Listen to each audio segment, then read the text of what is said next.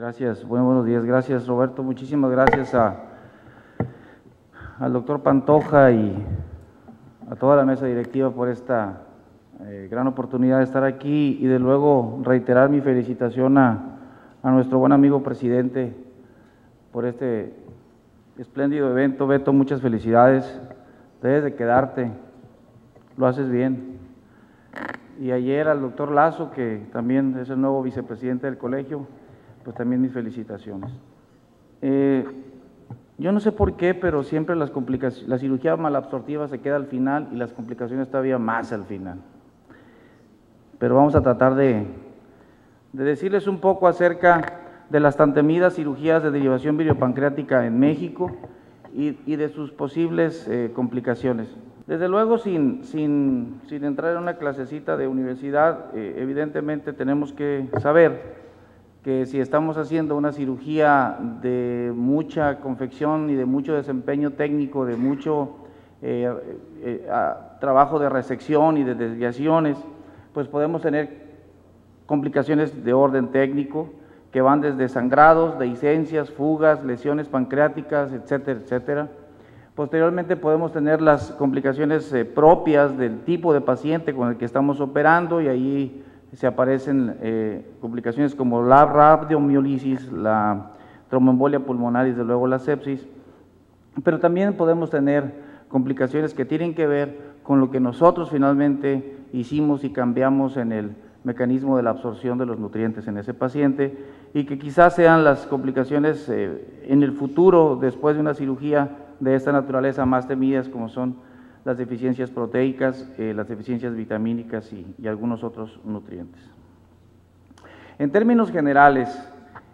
siempre se ha concebido que la derivación biliopancreática es una cirugía de mucho mayor demanda técnica y que seguramente también tendrá complicaciones también mucho mayores que cirugías menos complejas como la manga, la banda o quizá el bypass. Y tienen razón, es una cirugía que tiene más riesgo, por lo que es una cirugía mucho más demandante técnicamente, pero que también se había venido aplicando únicamente en pacientes de muy alto riesgo. Este tipo de criterio ha venido modificándose, ha cambiado desde hace aproximadamente unos 8 o 10 años, de tal manera que el nivel de complicaciones tan altas y el nivel de mortalidad tan elevado que ciertamente se manejaba con anterioridad, ahora suele ser un poco menor. Pero en términos generales estamos hablando de que las complicaciones mayores andan por el orden del 9% en sus muy distintas formas de presentación. Y las reoperaciones, que aquí es un asunto importante mencionar, las reoperaciones de estos pacientes en el largo plazo tienen que ver con esas complicaciones potenciales de largo plazo y que andan por el orden del 4% de acuerdo a esta publicación del doctor Hess, y la mortalidad es del 0.4% en esta publicación. Debo subrayar, como siempre, y creo que es importante, que estas son cifras obtenidas prácticamente por uno de los más expertos del mundo y que difícilmente se pueden reproducir sin un entrenamiento y sin una constancia en su ejecución. Ustedes saben que hacemos una gastrectomía vertical o tal vez una gastrectomía distal en el caso de la derivación de tipo de Scopinaro y que por lo tanto, si lo decimos de una manera práctica, esta es una manga gástrica, sabemos todas las complicaciones que puede haber en un paciente que se le hace una manga gástrica, pero el otro asunto importante es que además trabajamos el duodeno y al hacer una división duodenal tenemos dos sitios más, lo que es el muñón distal del duodeno y el muñón proximal del duodeno, que será anastomosado al ilion, de tal manera que adicional a la línea de corte del estómago tenemos una anastomosis duodeno-ilial y tenemos un muñón duodenal. En la cirugía de derivación biliopancreática sistemáticamente se hace colecistectomía, de tal manera que también habrá que agregar la potencialidad de las complicaciones posibles de la colecistectomía, que de pronto se nos olvida que tiene lo suyo también. Y por supuesto la anastomosis distal, que es una yeyuno-ilioanastomosis. De tal manera que tenemos una serie de puntos que técnicamente nos pueden generar un problema y por ello es importante que la cirugía que estamos haciendo esté perfectamente o esté completamente llena de certeza de que técnicamente lo hemos hecho de manera correcta, porque son muchos puntos de debilidad, de fragilidad, de vulnerabilidad, y en cualquiera de ellos podemos tener una complicación y se nos viene el mundo encima. ¿Cuáles son los factores que me parece que, además de que están publicados, son importantes comentar a ustedes si quieren adentrarse en el mundo de hacer derivaciones biliopancreáticas? Factores que deben de tomar en cuenta como los más importantes para ser considerados como de alto riesgo para complicaciones. Índices mayores de 50, y si ustedes recuerdan, y seguramente lo vieron en este evento también, el nacimiento de la manga gástrica es precisamente como la fórmula para disminuir el riesgo en pacientes superobesos. Bueno, pues precisamente pacientes con índices mayores de 50 son pacientes con mayor riesgo, pacientes masculinos, que obedece esto a la obesidad central, y curiosamente también pacientes mayores de 50 años. Y quizá los pacientes hipertensos representan un grupo especial, por alguna razón, de mayor posibilidad de riesgo. Pero me parece importante mencionar que estos son los factores inherentes a las condiciones del enfermo, pero las condiciones en donde operamos y quien opera también participa de manera muy importante en la generación de complicaciones. Así es de que si el grupo no tiene la experiencia o no tiene la capacitación o no tiene un entorno favorable, y en esto me refiero a que se tengan equipamientos, terapias intensivas y una serie de requisitos que ya los conocen, pues evidentemente van a sumar su factor al del enfermo y por lo tanto sin duda tendremos una complicación. En otras publicaciones, otro experto aquí nos muestra cuáles son ese tipo de complicaciones y en qué rango se presentan. Siempre le hemos tenido mucho miedo a las fístulas. Les quiero mostrar con toda la intención, que fue publicada desde 1998, en el que las complicaciones de fístula están reportadas por el 2%. 2% que evidentemente no es agradable, sobre todo cuando uno las tiene, pero que en términos generales también está dentro del rango de lo que pudiera presentarse en cualquier otro procedimiento donde se hace algún tipo de derivación. Y en series mucho mayores, después de 10 años, solo reportan el 0.7. Insisto, subrayo, son presentaciones, son publicaciones de personas que tienen una serie de casos muy, muy altos. Con el advenimiento de la laparoscopía, la realización de este tipo de cirugías todavía se hizo más compleja. Si de por sí ya era compleja, ahora habría que echarse el clavado, pero de espalda y con triple salto mortal. Y bueno, finalmente también, como en todo, la laparoscopía en sus inicios exigió una curva de aprendizaje que costó seguramente mayor complicaciones, pero que al paso de los años y con la experiencia y con el desarrollo de tecnología nos ha ayudado a poder tener también ese tipo de complicación que es la fístula, fuga temprana, en el mismo rango que se tenía cuando era la cirugía abierta, en manos expertas o en centros que se dedican de manera constante a hacer este tipo de cirugía. Perdón por esta diapositiva, pero es nada más quiero ejemplificar cómo también el cirujano general, no solamente el cirujano que se dedica a la cirugía bariátrica, debe de estar enterado, informado, y esto me resulta particularmente importante, que los cirujanos generales en cualquier hospital de nuestra ciudad pudieran saber, si no se dedican a la cirugía bariátrica, conocer el tipo de complicaciones que pudieran presentarse, porque son a ellos a los que muy probablemente podrán llegarles estas complicaciones si es que el cirujano original no está a la mano. Y al igual que en el bypass gástrico, existen complicaciones tardías que tienen que ver con el asunto de oclusiones intestinales, con la generación de adherencias, con volvulus, incluso con necrosis de segmentos intestinales como consecuencia de que el mesenterio ha permitido un espacio por el cual se introducen asas. De tal manera que pacientes que llegan a nuestras salas de urgencias con dolores abdominales y con una historia de esto, pues bueno, no olvidemos que tiene una derivación biliopancreática, tiene un par de brechas y por ahí puede haber una obstrucción intestinal por una hernia interna, o bien, de manera mucho menor en el caso del switch renal, eventos de úlceras anastomóticas duodenoiliales que pueden ser muy severas y que pueden incluso provocar la muerte del paciente por hemorragias masivas. Y si de hemorragia se trata, les quiero platicar nuestra última experiencia con el último caso que nosotros operamos, el doctor Omar Romero y el doctor Enrique Martínez y un servidor en Hermosillo, que somos el grupo que estamos trabajando, y operamos a esta paciente de 59 kilos por metro cuadrado, 23 años, switch duodenal, sin incidentes, sin complicaciones. Se fue 4 días después, como habitualmente y de manera cotidiana lo hacen, evolucionan perfectamente bien. Una paciente extranjera, se va al hotel, y aquí quiero resaltar dos cosas, el trabajo del equipo. Les quiero así, fuera de cuestiones científicas y académicas, la enfermera que trabaja para el grupo tuvo la genialidad de tener un teléfono, comprar un telefonito de esos que valen como 15 pesos yo creo, y tiene un chip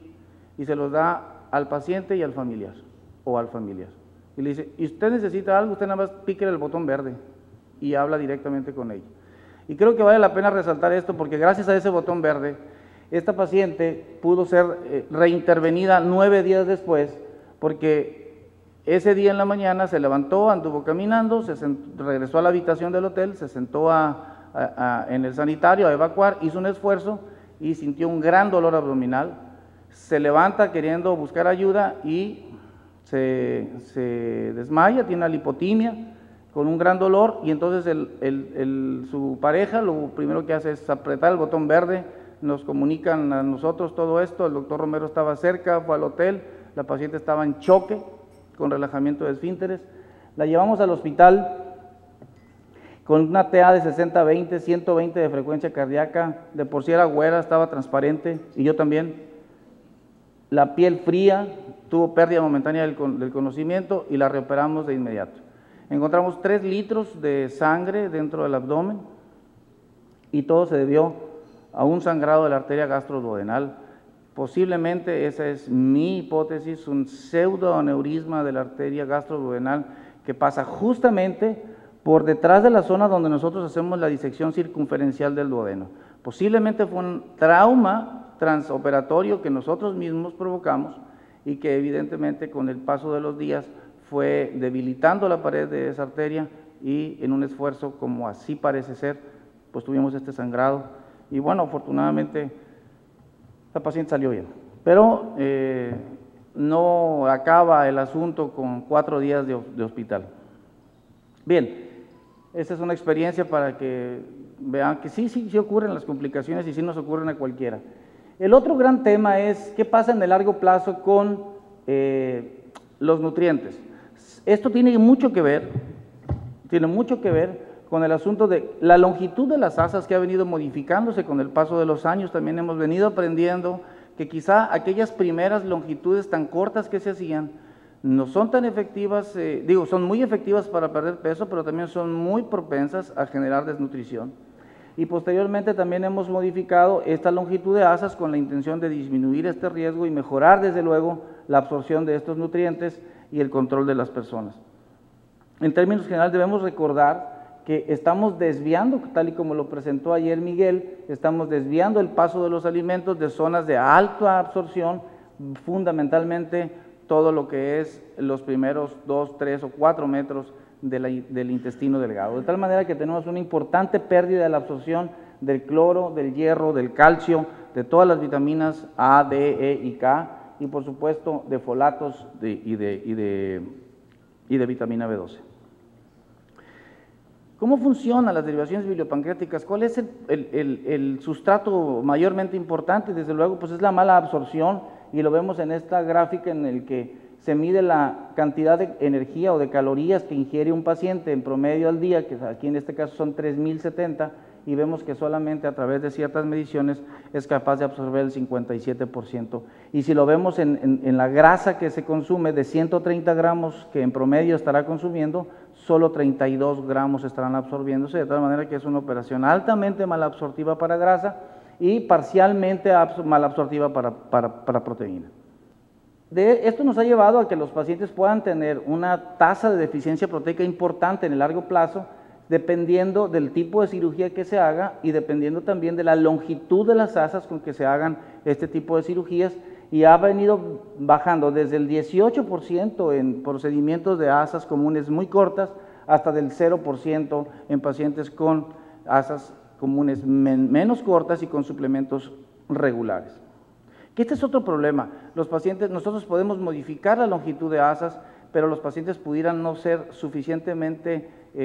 estar comprometidos para tomar esas vitaminas y esos complementos, y esto puede dar un problema a largo plazo. Así que sí, también tenemos que tener un paciente que sea capaz de entender la importancia de la toma de los suplementos y de su compromiso para evitar estas complicaciones de largo plazo. Esta publicación muestra cómo después de modificar las longitudes, que en este grupo eran de 50 centímetros de canal común con 200 de canal alimentario, la modificaron a 75 de canal común y 225 de canal alimentario, y lo que pasó fue que en ambos la pérdida de peso fue similar y también el porcentaje de pérdida del exceso del BMI, pero la pérdida de la proteína no fue mayor, fue menor en el grupo de los pacientes con longitudes un poco más largas. Y esto muestra que no es necesario dejar canales tan cortos, se pueden alargar y finalmente la absorción proteica se mejora sin menoscabo de manera sustancial en la pérdida de peso. Series mucho más grandes, de grupos muy expertos, mencionan 0.7% de desmantelamiento. ¿Qué significa el desmantelamiento? Finalmente es la reintervención con la intención de mejorar o de restituir el proceso absortivo de los pacientes por razones seguramente o de diarreas intratables o de deficiencias proteicas severas, como lo vemos aquí. Y fundamentalmente son estas recomendaciones. Si el paciente tiene un switch duodenal, se puede hacer una anastomosis lateral, que le llaman KISS, es hacer una conexión entre la asa biliopancreática y el asa alimentaria en su parte más alta, y esto permitirá que los nutrientes y los jugos biliopancreáticos puedan mezclarse en los dos sentidos y por lo tanto mejora de manera importante la absorción, por supuesto, con una segura recuperación del peso. O bien, en el caso de otras circunstancias, esta asa común se alarga tomando nada más un poco más alto esta anastomosis, recolocando la anastomosis para que el canal común que pudiéramos haber dejado de 75 o de 50 se hace un poco más alto y eso mejora la absorción de proteína. De tal manera que, aunque el porcentaje no resulta mayormente importante, también es recomendable estar informado sobre qué tipo de procedimiento habrá que hacer. Nosotros ya tuvimos casos que hemos tenido que hacer reversa, y debo decir que una de estas pacientes, aún estando en la misma ciudad donde nosotros vivimos, estaba siendo tratada por otro grupo, pero le estaban tratando por el severo síndrome pluricarencial en el que se encontraba, pero no se estaba tratando el origen de este problema. Finalmente nos llamaron y pudimos resolverlo a través de una de estos dos procedimientos que ustedes vieron aquí. Así que en general revertir estos procedimientos no está por allá, más allá del 1%. Las alteraciones del calcio y la vitamina D, y ya para terminar porque ya me estoy comiendo todo el tiempo, fundamentalmente yo lo voy a hablar sobre calcio y vitamina D, que son quizá el calcio y la vitamina D el problema más importante de todos los procedimientos derivativos o mixtos, pero sobre todo en los procedimientos malabsortivos. ¿Por qué? Porque finalmente estamos alterando la absorción del calcio que se lleva a cabo en las primeras porciones del yeyuno, y de alguna forma también la absorción de la vitamina D que se lleva a cabo en el ilion distal, pero que no llega en condiciones correctas para ser suficientemente absorbida. De tal manera que cuando tenemos una mala absorción de la vitamina D y una mala alteración del calcio, pues podemos tener un problema que todos ustedes conocen, que es el hiperparatiroidismo secundario. Pero, ojo, un buen porcentaje de los pacientes obesos mórbidos, hasta el 25%, y fluctúa en cifras que van por debajo y por arriba, ya pueden tener hiperparatiroidismo secundario desde antes de la cirugía, y quizá debemos de ser mucho más exigentes con nosotros mismos y con el enfermo, de detectar este tipo de problemas, porque quizá pudiera contraindicar una cirugía malabsortiva el detectar un hiperparatiroidismo secundario. ¿Qué pasa con ese hiperparatiroidismo secundario en los pacientes que lo tenían antes de la cirugía y se operaron de la derivación biliopancreática? Evidentemente, conforme pasa el tiempo, a los 24 meses este hiperparatiroidismo se va acrecentando en términos de disminución del calcio y elevación de la paratormona intacta. Pero ¿qué pasa con los pacientes que ya teniendo el hiperparatiroidismo fueron operados y que en su comportamiento pues pasa un fenómeno? A los 2 años dejan de estar teniendo el problema de la magnitud como lo pudieron tener en los primeros 18 meses. Es decir, viene un momento en el que los niveles de los indicadores de la alteración de la absorción de los fosfatos y del calcio se estabiliza, incluso empieza a mejorar después de 2 años. De tal manera que si no tienen ustedes un paciente con un hiperparatiroidismo secundario o lo tienen en menor grado, lo operan de una división biliopancreática, es importante subrayar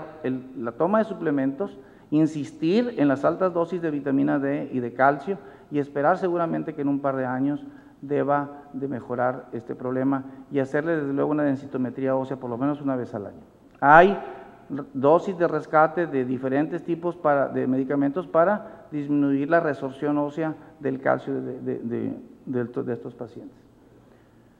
Llega a ser esta vitamina D una deficiencia hasta en el 50% de los pacientes y la hipocalcemia puede llegar hasta el 20%. ¿Qué es lo que pasa? Igual, canales de 100 centímetros comunes de absorción suelen disminuir este problema y por lo tanto es una recomendación no hacer canales menores de 75 al menos, y con 75 a 100 seguramente tendrán mucho menos problemas en el futuro. Desde luego hay otras deficiencias de las que quiero rescatar, la de hierro, sobre todo en mujeres menstruantes, donde la potencialidad de hacer una anemia es muy alta, hasta el 25%, y la de folatos igual por el mismo rango, y la de la vitamina A, que a pesar de suplementos suele ser un problema. De tal manera que nuestra recomendación es que los pacientes que tienen una derivación biliopancreática, a pesar de que ustedes les hagan canales de mayor longitud, deben de suplementarlos con 60 gramos de proteínas al día, con calcio, con vitamina D, con vitamina B12, con hierro intramuscular y con suplemento de vitamina A fundamentalmente. Y esto implica otra circunstancia: costo. Necesita entendimiento del paciente y compromiso del paciente y costo de poder estar pagando mensualmente lo que representa este tipo de suplementos. De tal manera que, aunque para mí sigue siendo una magnífica cirugía, esos factores también deben de entrar en juego considerando el entorno de nuestro país. Y para concluir, yo los quiero invitar a que vayan a Hermosillo, está fresco, así como en Ensenada. Perdón por la palabrita, pero ese es el verdadero clima que tenemos en Sonora, en Hermosillo, en estos momentos. Muchas gracias por su atención y muchísimas gracias por la invitación de nuevo.